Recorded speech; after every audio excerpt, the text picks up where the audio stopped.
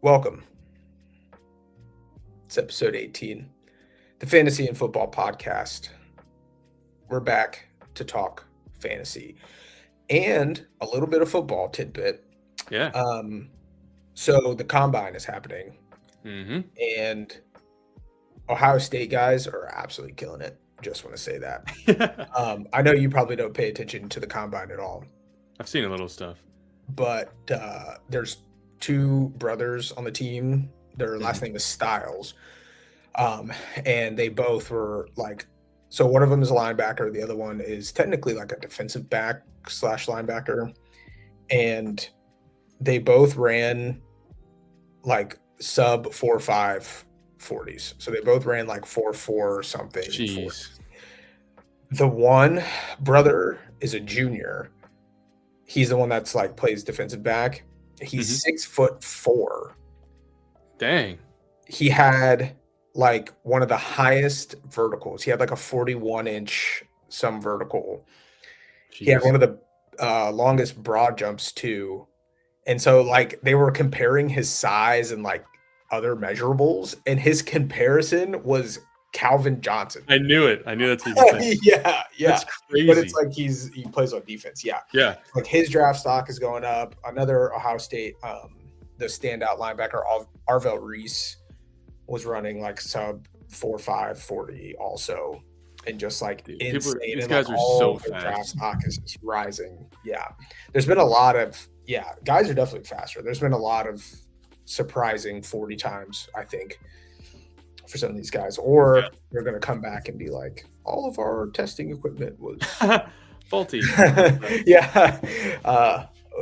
Overestimating for these guys. So combine's fun to watch. It'll be interesting to see how players move up and down draft boards, because all of this is really gets into how teams and what their draft position is, what they decide as their board of players moves around and what their needs are, and what we'll see. And everything I read, the Browns are in a great spot. They're going to have, I think they're pick 6 or something like that, 5 or 6. And every report is just how the Browns are screwed. And it's they're not high enough that teams will want to trade up to that spot, and they're too low to get one of the best players in the draft. I'm just whatever. We're screwed no matter what. They're screwed because they're also trying to give Deshaun Watson an actual chance. And I'm just are they really? That. Yeah, I mean, they have to pay him, so I guess they're gonna make him show up for work, which I get. Yeah. But there's just no chance you can roll him out. No. Maybe. I guess I don't know. I guess if you want to do the thing where you trot him out there for 2 games, you show everyone, look how bad he is. Oh yeah. So, and then you let someone else come in, but who knows? Yeah. I don't know what the Chiefs are going to do. I feel like we have a lot of pieces we got to figure out, but I have no idea. I haven't been following. Yeah. The Chiefs are right now, the biggest thing I've seen is they'll probably try to get an edge rusher. If one of the top edge rushers makes it to them, that's probably who they would take. Yeah. If that doesn't happen, they might pick up Jeremiah Love, the running back from Notre Dame. Oh, yeah. Okay. Oh, man, that'd be sweet. Yeah. His comp is Bijan. Yeah. So that'd be sweet. That'd be awesome. So we'll see. I think the Chiefs they'll definitely improve with this draft since they're not picking 32nd. Something I saw was an interview from a D-end talking about how he's not the biggest dude, and he brought out a physics equation. He's force equals mass times acceleration, and people were going crazy. He's whoa, this dude's bringing physics into it. But when he explained it, he didn't even sell it in the right way. He said, he's even though these guys are bigger than me and it might only take them 1 step to generate that force, I got to take 2 or 3. And then I was waiting for him to say but I'm faster, I can accelerate faster. Yeah. But he never said it.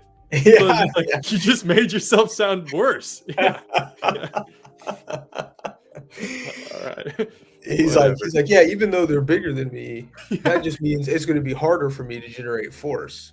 That's literally what he said. It was like, I don't think you're making the point. You missed the point. Yeah. Yeah. Oh my gosh. That's funny. All right. Well, that'll do it for the football talk.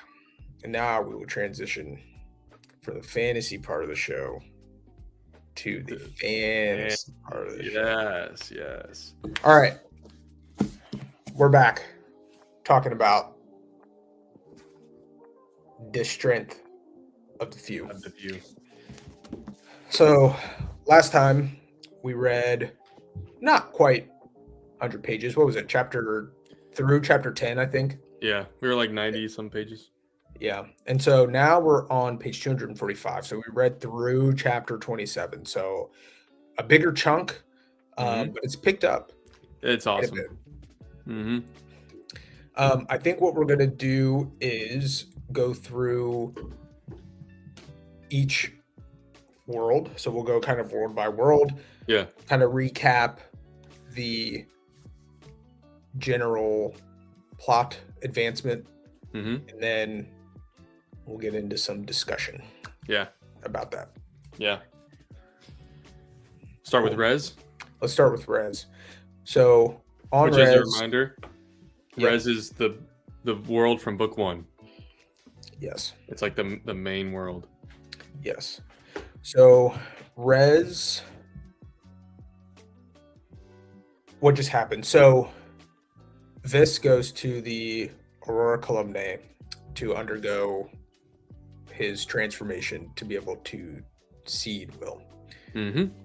He's touching the column and everything is freaking out. And then Lannistia starts also freaking out. She had like the headache all day, all that. And we talked about it last time. She's repeating Complete the Journey Warrior while also just dicing everybody up. Yeah. So now Vis meets with Relukia, who is Okiskor's wife, who's also the Sedocia, or however you say it. The Anguis. Yeah. Anguis. So he meets with her and they go to see Lannistia. He questions Lannistia about what's going on. She's basically like, I don't know what that was about. But she's in prison and she's likely going to be like tried for sent to a sapper. All those people. Yeah. Yeah. And then boom bopped a lot of people. Yes. And her overall message was basically to trust Wolkiskor, to which Vis was not entirely on board with. Yeah. So then he goes back to meet Relukia, and she's like, hey, you're going to talk to this guy who met Vis in the Iudicium, that's right. Who apparently also is like able to like teleport or something. Who we think is also synchronous somehow. Yes. And then Vis kind of asks him, like, he's not entirely with the Anguis cause, like really what his cause is. And he's kind of like, I can use people how I need to. And then we don't really know what his main goal is. Yeah. Yeah. And we postulated that he could be the big bad guy concurrent. Which I don't think he is anymore. Okay. We'll talk about that later. Yeah. So he tells Vis that he needs to learn how to use a power that he has because he's synchronous called adoption, which allows him. So typically in the magic system with will use, if someone imbues something with will, meaning they give their will to it to power it somehow, only that person can withdraw that will from the thing because it belongs to them. Yeah. However, someone that is synchronous with adoption, they can take will from anything that's imbued by anyone. Yes. At will. Crazy. At will. So from there, Vis undergoes his testing that all the like people in his class from the institute have to undergo. So it's like testing their physical capabilities and mental capabilities with using will. Yes. And he does really well with that, even with one arm, and he uses his adoption powers and that kind of thing. And right at the end, one of the senators, is it Indol's father, I think? It's Iroh's Iroh's father. father. He tells Vis that he needs to relinquish his title as a Dominator because he is not physically fit, even though he just passed the test with flying colors. And there's a huge exchange between multiple senators and everything. And it basically comes down to they have to do a chariot race to then determine who is going to get the title of Dominator. And he's going against Indol. And he's going against Indol, yes. And so it's partners, and so he picks Aquia as his partner. Yeah. And that is what happens in that timeline. Yeah. Yep.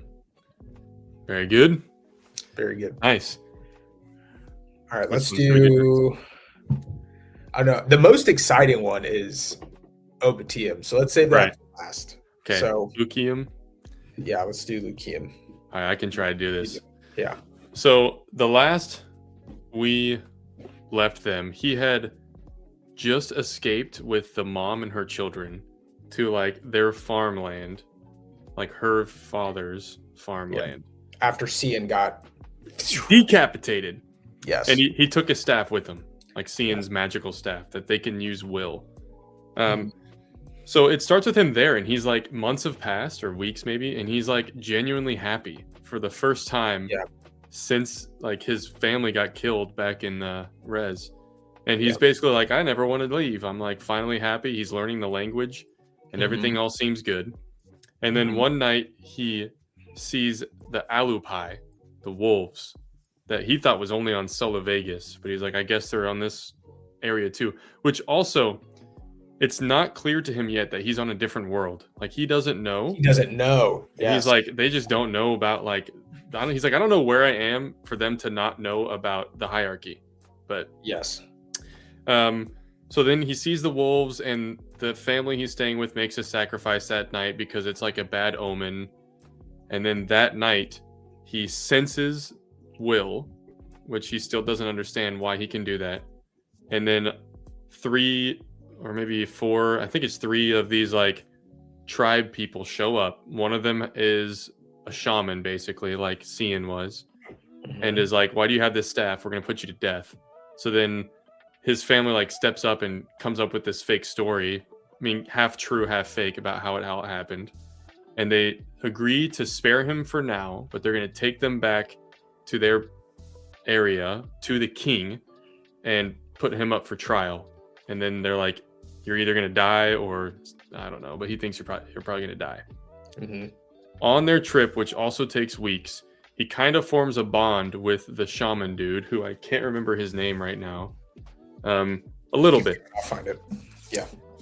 They get to this place, which is like their version of a city, but it's like 800 people, and they think that's a big deal. They're like, 800 people, oh my gosh. And he goes before the king, which is the king that Cian was originally going to take him to in the first place. And he basically tells him the same story.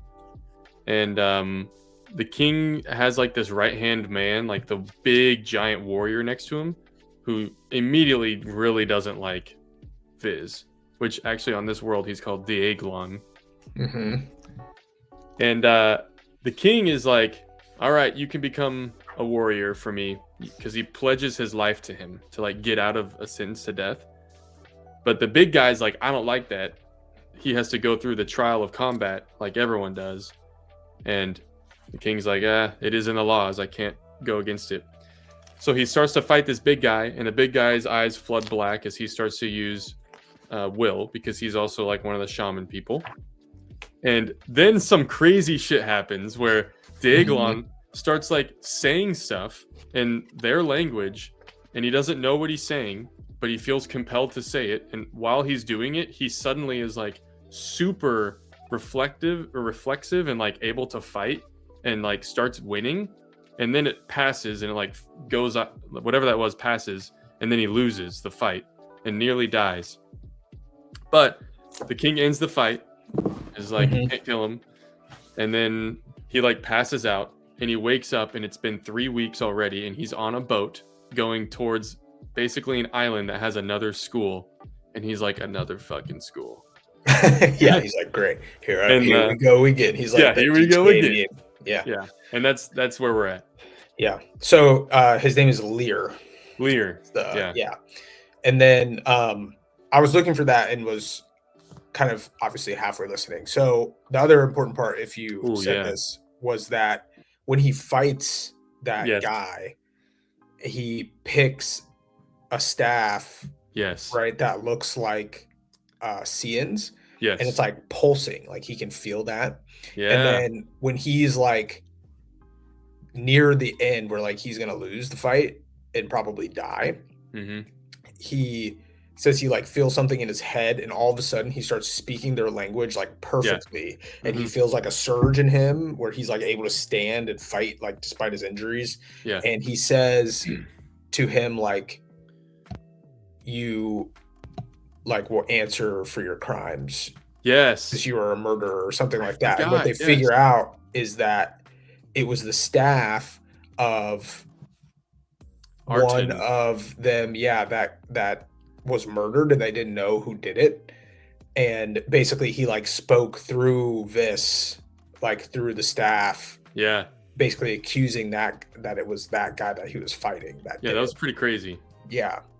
I also feel like the way they talked about that guy, he was called the King's Champion, Arton was, and I think they said something like he came from somewhere else, like he came from another world. So that I'm like, who is this? But, who is it? He calls him the Fiel Tiori and Dunhar Fior. Whatever that means. Well, I'm sure we'll learn. But so that's where we're at in Lucium. Yes. All right, and then last but certainly not least, Obitium. Yes. So we left off in Obitium where Saror was like, we need a plan to murder this concurrence guy. And to do that, we have to get into the city of the Black Pyramid.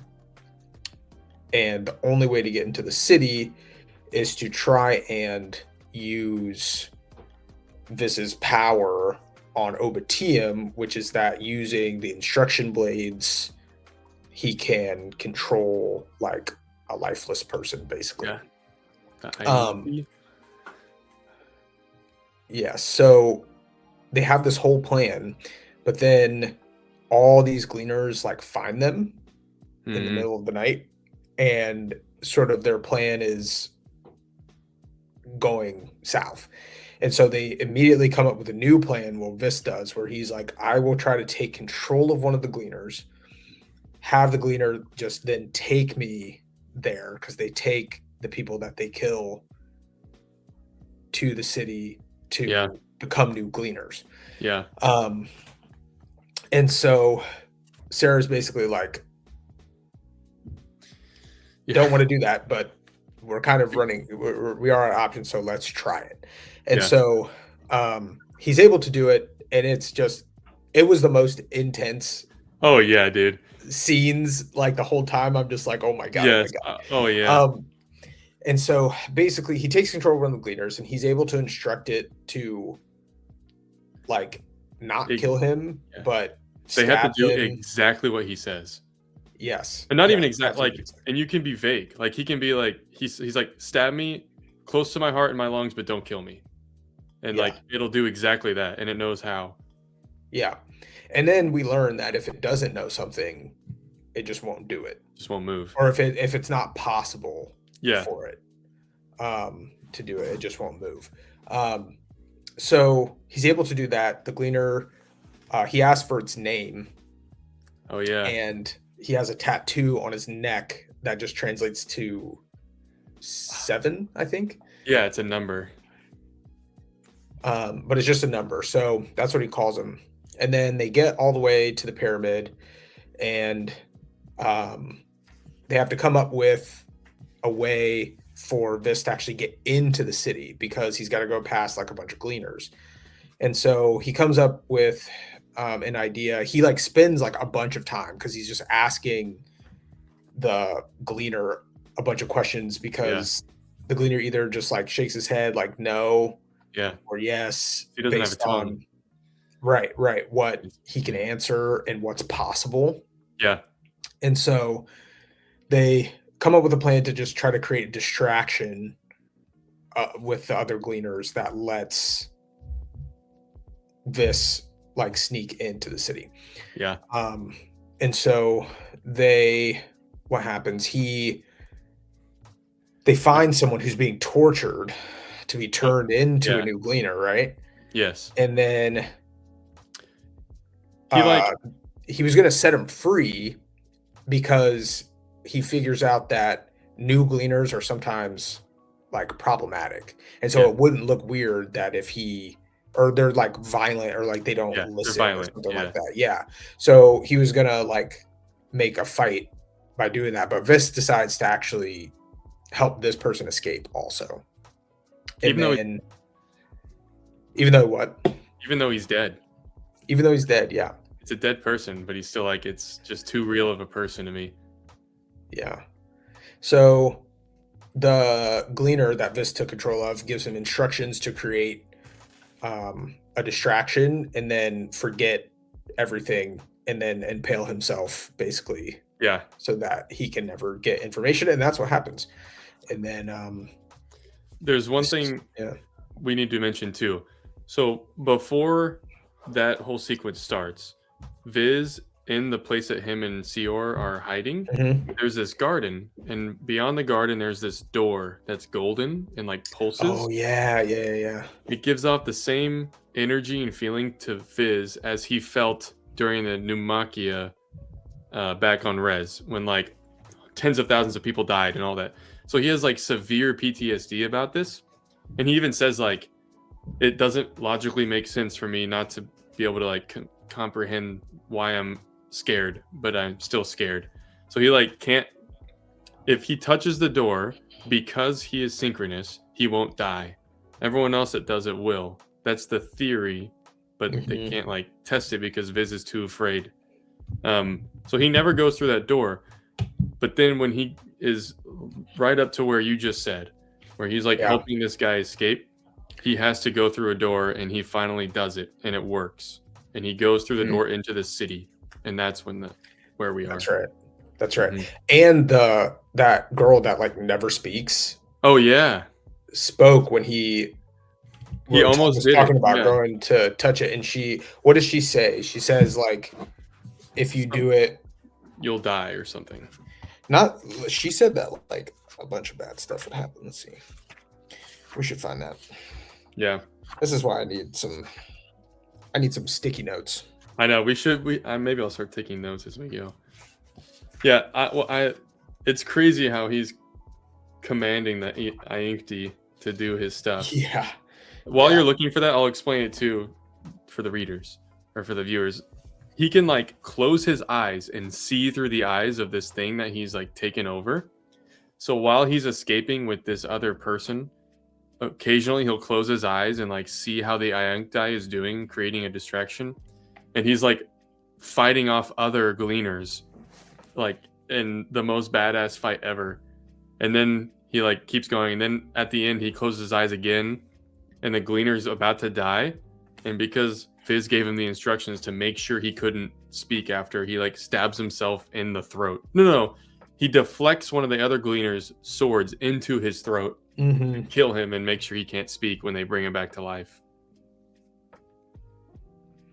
Okay, I found it. So he's looking at the door and he's thinking about, the Pneumakia, but he's telling himself he's not there. He's trying to like calm himself down. And then he says he takes a few hesitant steps, and the sound of the mutalis is what it is. Yes. The mutalis, he says, I take a step. I will do it this time. Touch the golden surface through the mutalis. Prove that I am synchronous and accept what needs to be done. And then a voice says, do not open it. And he turns around, and it's Nafret.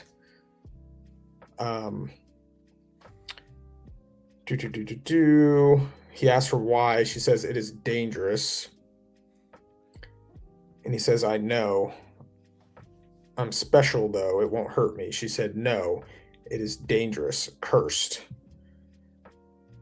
And then she says, do you not know of this? To open this door is to unleash the end of all things. Oh, that's it. Says. Yeah. And then she says, and then again, she says, do not open it. And that's the end of the chapter. It ends like that. Yeah. So much, dude. Oh, man. Okay, so that's where we're at right now. Yes. I just checked. We're like 30 pages away from the end of part 1. I didn't realize that. Oh, dang. All right. Yeah. But it's some wild stuff, man. I'm loving it. So I'm loving it too. It's really picking up. I will say Rez has been the most boring. I agree. I think, I mean, obviously, like all 3 worlds are gonna be somehow like equally important. Yes. But it just feels the least important right now. Yeah. Because it's just a continuation of like, there's a little more of like existential crisis happening. Mm-hmm. But a lot of what's driving the plot right now is still like it's like the political stuff within, yes, the hierarchy, like the politics. And so some of that, I'm kind of just like, it's all frivolous. Exactly. You know, you know what's happening on Obidium? Yeah. I agree. It definitely is like, even as we went through that recap, I'm like, man, not a lot has happened in Rez compared to the others. Like weeks have gone by, and I think so it has on Rez, but like nothing has happened besides that. Like we had predicted this last episode, we had said that we thought Lenastia's like outburst had to do with what happened at the labyrinth and possibly with her eyes, and she all but confirms that. She like says, I remember you telling me what they said, and she explains it as like, I had to say it. Like it was still me, but it was like an itch that I had to scratch. She's like, I even feel it now, just not as strong. But when he was touching the column, it like became overwhelming. And I don't know if you noticed this, but in the Lucium one, that's kind of how Diegelon Viz describes what he was saying when he was fighting with the staff. And that kind of scares me. So it makes me wonder where, like, because they still don't know like the origins of will and who's using it, right? Yeah. And so what if it's an extension like the way, like with the obsidian and will and some connection to this concurrence? That almost in like a Mistborn way which like spoilers for Mistborn. Like the evil god, like if you had any metal in you, like he could have some influence. So maybe in some way there's some connection between them using will and then this like concurrence. I feel like there's got to be, because even Seor says he doesn't understand how the god of Obidium is able to like control all of these gleaners all at once. Yeah. It's like there's got to be some mechanic for it that he's just figured out. Yeah. It makes me nervous for the version of Viz that is on Lucium, because I'm like, that's freaky. That I know you said it like you were thinking maybe it was this old warrior speaking through him. And that I didn't even think about that. My initial thought was like, oh shit, like this version of Viz is like corrupted, like Lanastia is. Oh yeah. Like it just doesn't know it yet. Maybe so. Yeah, that's a good point. Because I kind of like. Oh, I have a question for you. Okay. Do you have a favorite version of Viz? on these three worlds, or do you still see him as like the same person?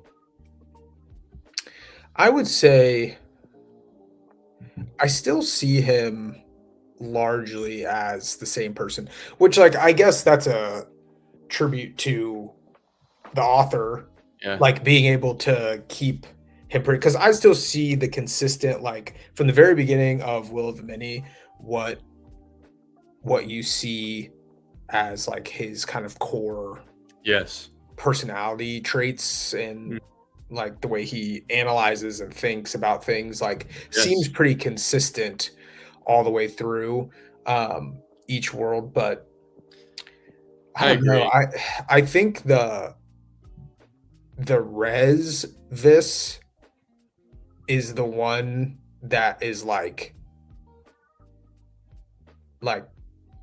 he's just like, "Man, I was trying to do this and then Yeah. go retire Yes. and, like, get out of here and not deal with any of this," and then he's very, like, he has, like, no allies, Yes. basically, I also feel like which is this interesting. version, it is interesting. He has some like some friends, Yeah. but yes, no political allies. I think the res version of Viz on the same point is becoming way more um like confident in himself. Like he's Mm, standing up to like these senators and stuff like that.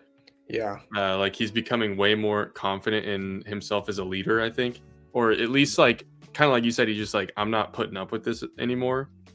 Yeah. Versus the other two is still, it's like he hasn't had that ability because he can't. Mhm. Yeah. Yeah. uh, there And was something. then he's still, we talked about it last time, but the idea that his OBT himself is the only one that's whole, Yes, and it's the only one that knows that he's copied. yes, and that's because of Seor like telling him all that, which Yes. brings up another thing I wanted to talk with you about. Is Viz brings up to Seor, he's like, how do you know you aren't synchronous? Well, he Mhm. knows because he's dead on res. Mhm. But Seor said that he felt it when he died. He's like, when I first came here, I felt awful and I thought it was just because of the transition. Then he said, like, a few weeks later, it happened again. Like, a part of me was ripped from me. So Mhm. that means his Lucian version died. Which, Mm. for a little bit there, I was like, maybe that Arton warrior Yeah. was him, but the timeline wouldn't make The sense. timeline wouldn't make sense. Yeah. But yeah, so that it's scary that if any one of those three die, then this whole thing is ruined Yeah. and they can't control it. Like his Lucian version has almost died like 4 times already. Yeah. Yeah. Yeah, Yeah. it's like he's like Yeah. one bad thing away from a death. Yeah. And one thing about Lucian too that I wanted to talk about was there has been no mention since Cian mentioned it of this person that, like, he's supposed Yes, to know or who's supposed to know him you're right. there. Like, none of the Oh, other you're right. characters I have forgot about that. talked about that. So it made me think, like, if he's going to get to this place he's going to be trained to become a warrior Yeah, and meet that person or not. But I forgot about that. Yeah, there's supposed to be someone he knows or knows yeah, of him. that knows of him. There was another, oh man, there was something that I read too. I'm going to, folks, we're going to be better about taking notes about you. Yeah, yes. But there was something I should have written down that I remember reading that to that point about him being like the whole idea that Obitium, we thought that maybe Obitium was the original world. Yes, yeah. Because this is whole on that world and then lost his arm on the other worlds. Yeah. But there was something else that happened, something I read that made me think about that again. That Yes. was like another like clue maybe pointing to Obitium being like the original world. It really does feel like that. And Yeah. I do think the fact that like the guy is like a god there just makes me think that it is the original. But no, I don't remember anything specific like you were saying. Yeah. One thing I liked, you had mentioned how James Islington does a really good job of like keeping Viz's core personality like coming through on each world. I really liked how in Rez, when he's about to, or maybe it's, yeah, in Rez, when he's about to like fight someone, he has a memory of his dad telling him about like advantages and how like yeah, it can be like moving all the time. Every time you add a new piece of information, it will change. Yeah. And then the very next chapter is the Lucium chapter, and he starts with the exact same memory. The same memory. Yeah. I was like, that's so cool. That was sweet. That was sweet. I like even just like the philosophy behind what he wrote. It's so good. It's cool. For the audience, basically, he says like, if you see like two men are fighting and you had to decide which one you think will win, like I tell you one of them is much larger than the other, and you think, okay, well, just brute force alone, I'd probably guess the larger man wins. It's like, well, then I tell you the smaller man has a sword. It's like, okay, well, even though the other guy's, larger, I probably think the smaller man with the weapon would probably win. And it's like, okay, well, the larger man now has a shield, and it's like you could just keep going back and forth. Like this one has fighting experience, and then it was like even like this one hasn't slept in 3 days. This one got a good night's sleep, and it's like all these tiny factors that can make it different. That can make or break. Yeah. And then no, that was cool. That was good that you pointed that out. That he has the same thought or memory. It's like it is still him in all these different worlds. Yeah. Yeah. And I mean, I am loving it so far. I think it's just as good, if not. I loved book 1, but I'm like rolling through this. Oh, now, book 2 is sit down and read. So I do wonder what, like, because the will of the many makes sense. Yeah. Right. Yes. Just the title.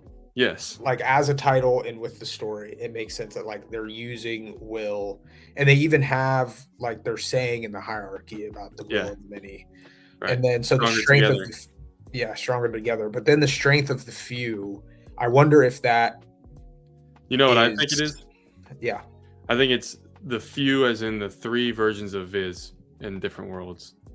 See, so I was thinking the same thing. I was wondering like maybe it just means of this, or maybe I was thinking it could also mean the concurrence, like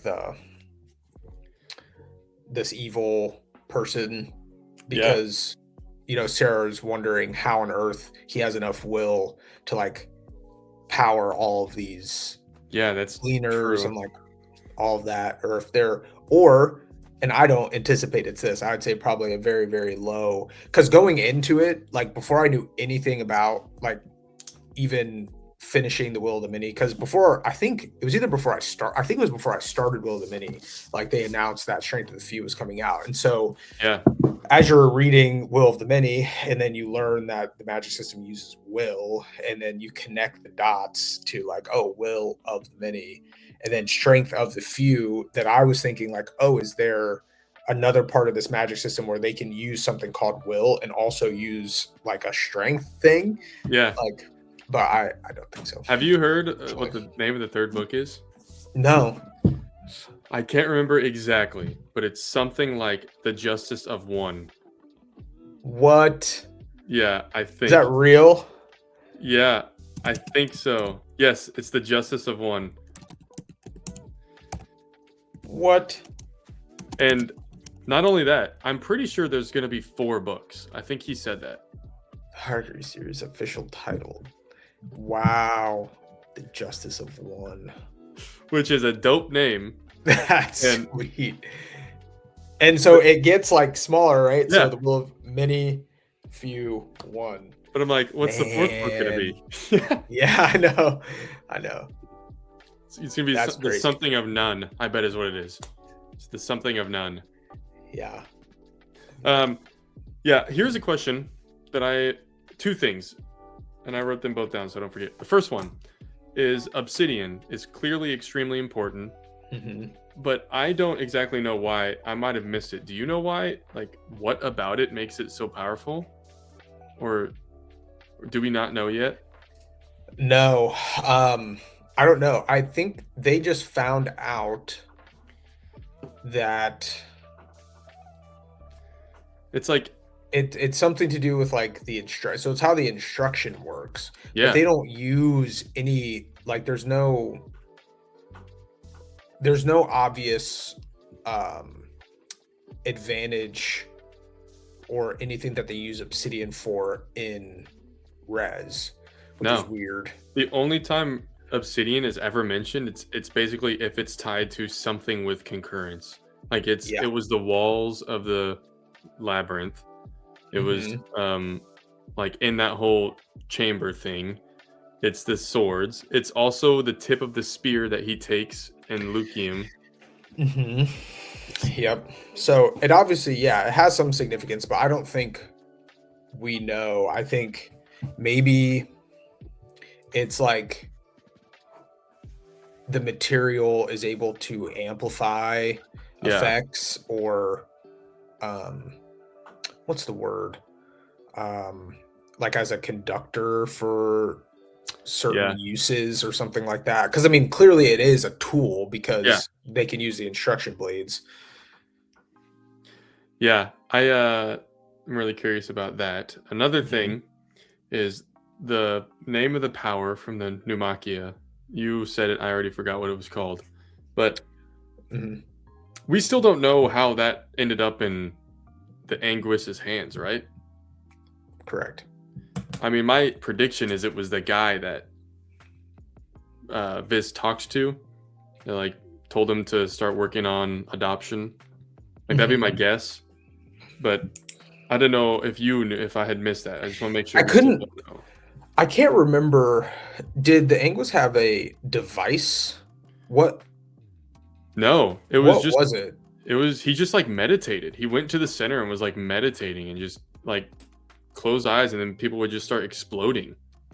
The only thing was a stylus. He gave a stylus to Viz, and Viz put his own blood on it, and that made him invincible somehow. But we don't know why. Still. Oh yeah. Ooh, that's something that we forgot to mention that happened on Res. Is he got warned by Relukia that his blood was going to be tested, and he had to give half of his will to Eden. Yeah. Then that way his blood like wouldn't show that he's like hit the concurrence, or not concurrence. He's hit synchronism. He's hit synchronism. Yeah. And then Eden gives it back to him. Eden's a boss. He is. He is.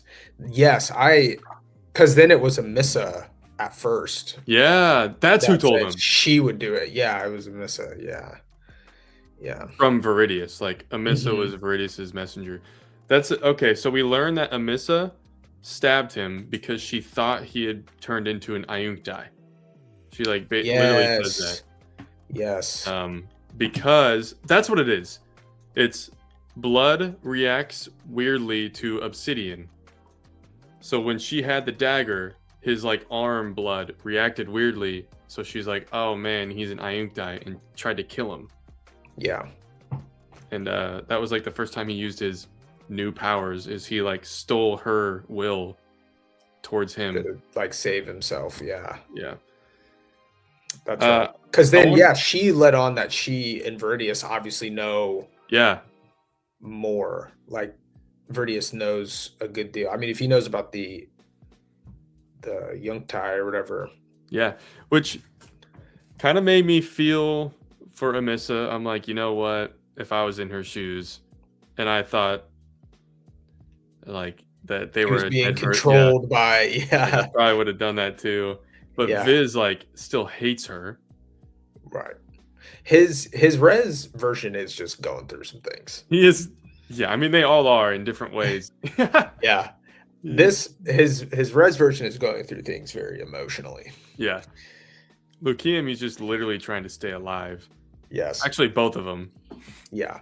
Oh man, when they were describing, so like we said, he instructs this on Obitium, instructs this Iuncti to stab him and make him look dead.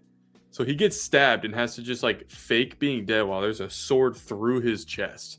And he's like a groan that I couldn't hold back escapes my lips, and then I like cut it off through gritted teeth. And he's flying while just like impaled. Yeah. Oh my god, that sounds horrible. Yeah. He did say though that the pain got much better because he was wearing the. Oh yeah. He was wearing 2 of them, right? Viridiums. Yeah. Veritiums. Or whatever. Yeah. Charms. Yes. Mm-hmm. The last thing I had written down was the guy who we still don't know his name that he talks to on Res, who is most likely synchronous and tells him to do adoption. Who do we think he is? Like, what's going on? Yeah, it will be very interesting. I still think he possibly could be the concurrence because it made me think it more, like I said earlier, when he was kind of like, this was questioning him. And even Relukia knows that he's not like, well, no, she said like, didn't she? Because Viz questioned her first, like, are you sure he's really like down with your cause, like with the Anguis? And she said yes. Yeah, she's like, don't question him. And clearly he has like a lot of control over them. But then he basically tells Viz that like, or he kind of implies that he has his own motives. Yeah, he says like, for now, when he asks if he's with them. Yeah. Yeah. Which makes me think like, again, if the Anguis, especially if they have, like the Anguis had that power to kill all of them with that thing, that power. And if he's synchronous and he's this guy and that is also on Obidium, then somehow maybe he was able to like use the Anguis again to try and take down the hierarchies so that really it's like the concurrence, you know. So my one rebuttal that made me think it's not the god is because why wouldn't he just kill Viz? If Viz is synchronous, he's like his only real threat. So then he should kill him immediately. Maybe he thinks he can use him for something. Yeah, you're right. And that's especially if he doesn't know, Viz doesn't know that he's synchronous. That's true. Or he doesn't know that he's like copied. He doesn't know the larger picture, maybe. Yeah. Oh man, there's so much going on. I love it. It's so good. All right, I'm trying to think if there's anything else. I was gonna say if there's nothing specific, we should try to make a few predictions and then decide what our next stopping point should be. You said it was 30 pages till the end of part 1. 270 is the end of part 1. I honestly think because if we're gonna do 2 weeks again, I think I could easily do 200 pages, and I'm way less busy. So I think I can actually do that. So we could go to like 450. Let's see what's at 450. There's a chapter that goes literally to 450. Exactly 450. All right.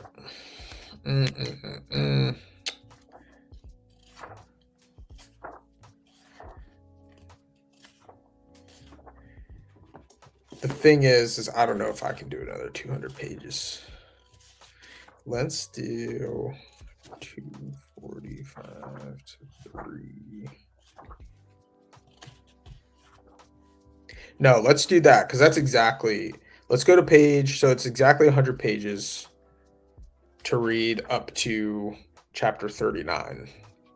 344 ends. Okay. 339. Also, look at that on that chapter. Just don't planted right there. You see that? Yes, I saw that. Yeah. No spoilers. I'm just like, wait. Yeah. So we're going to 345. Yeah. So up to chapter 39. I won't lie to you. After seeing that, I might have to read chapter yeah. 39. Yeah, we'll see how we feel when we get there. Any Let's major do that. predictions you make? That'll make it easier Yeah. to remember too, and not have to remember so much. And are we doing that in 2 weeks or 1 week? Let's do 2. That'll make it nice because then I'll have those few days off, and yeah, sweet. We can take notes this time, both of us. Come back. We'll take notes. Yeah. Yeah. All right. Predictions. Let's see. Let's go. Let's just do it world by world. Rez, somehow at this point, I'm like, yeah, that's probably gonna work. So I'm gonna say he wins this chariot thing. It doesn't have to relinquish his title as Dominator. Yeah. And then I wonder if something's going to happen. Maybe he'll like be able to use his powers of adoption to help him win or something. Oh yeah. But making predictions is hard now because I'm just like, I just want to go into it without. I know. Who knows? Yeah, Who knows what's? Honestly, I have no major. Do you have any like strong ones? Yeah, no. No, nothing huge. What are you the most interested to find out? Like, which world are you most interested right now to find out? For this, so it's set up on Rez for this chariot race is basically the only thing. Lucium is going to this camp to train to be a soldier of this like institute, and then obviously going into the city. Yeah, I think Lucium like piqued my interest the most just because of what happened when he was like speaking through himself. Yeah, but then like the shit on Obidium's crazy. It's crazy. Yeah. That's gonna be wild. It's so. Oh man. Every time it happened, I just was like, "Oh my gosh!" Knowing that we're only like 30 pages away from the end of part 1, I have a feeling like we're gonna do the chariot race, and then that's literally gonna be it, and then part 2 is gonna start, and then I think things are gonna like slow down as it starts into a new part. Yeah, but we'll see. Oh man, it's too good. Yeah, I'm just glad I can finally start reading again because. Ladies and gentlemen, I'll tell you, after last episode, I read Fast and Furious and had to stop for all of last week. Because, ladies and gentlemen, let me tell you, after last episode, I didn't read until yesterday, and I read 200 pages yesterday. We had opposite. Yeah. Yes. So it was hard to remember, but I'm going to take notes. You know what I'm going to do? I saw a video that was like voice memos are the thing. Oh, that's a good idea. Giving myself stay out your thoughts. Memos, just to be like, think about something and just say I'm going to have one that's like, oh shit. Yeah. Dude, when I was reading, I don't remember what part it was, but I was reading on the couch and I was like, oh my God. And Clara was like, what? And I was like, oh, just a book. Yeah. She thought something was wrong. See, Kelly and I have the opposite thing that always happens. Like, she'll just be like, oh my God. And I'm like, what? But the difference is she doesn't follow up. I'll be like, what? And then I hear nothing. It's silent. And then I'm like, hello, are you okay? And she'll be just like, oh, yeah, I just, I dropped this thing. Okay. Yeah. Let me know a little sooner that you're not something horrible. Yeah. Well, all right, everybody. Well, all right. We're gonna be back in 2 weeks. Talk a little bit more about Strength of the Few. We will. And then, man, once we get to the end, because we're kind of cooking through this. Yeah. We're not gonna have another. Like, who knows when Justice of One comes out. Yeah, true. So we'll have to figure out what we'll do next if we'll do something else. But I've got the first book of Robin Hobb's series. Ooh, I want to read Robin Hobb's. Farseer, I think it's called. Assassin's Apprentice. So I've got that. I've got Tress of the Emerald Sea locked and loaded. Yeah. And then sent you the text yesterday. I got a late surprise birthday present in the mail from an aunt of mine. Shout out Aunt Nelia. And it was James Islington's book 1 of the Lacanius trilogy, so like the first series that he did. Yeah. So I've got plenty ready to go, and I still need to get back on the Way of Kings. I read book 2. Oh yeah, Words of Radiance. Yeah. Which was just so good. I know. It's amazing. I know. And you've got time with that series. Yeah. It's going to be like probably another 8 years before book 6 comes out. Yeah. Maybe I'll be able to catch up by the time you're ready to actually read Wind and Truth. And then we can do Wind and Truth together. Yeah. And then it'll be Red God. So we can do that. And then book 3 of Hierarchy will come out. It'll be perfect. Oh, man. Look, man, we're entering the renaissance of fantasy. We are. That's what we really are. My friend here who's reading this book also. Oh, did I tell you he finished it? He finished it, yeah. He read it in like literally a week and a half total. But he started Way of Kings. And then like he finished Red Rising this past year. He was reading Dungeon Crawler Carl. I'm like, dude, you are like in the current phase of your life. You'll have, hopefully you do, but you might not have another phase of this kind of reading in your life. It's like you are reading all of the bangers, all back to back to back. Yeah. It's amazing. Yeah. Cherish these moments, man. That's right. That's right. All right, everybody. We'll see you. And we'll be in part 2. Bye.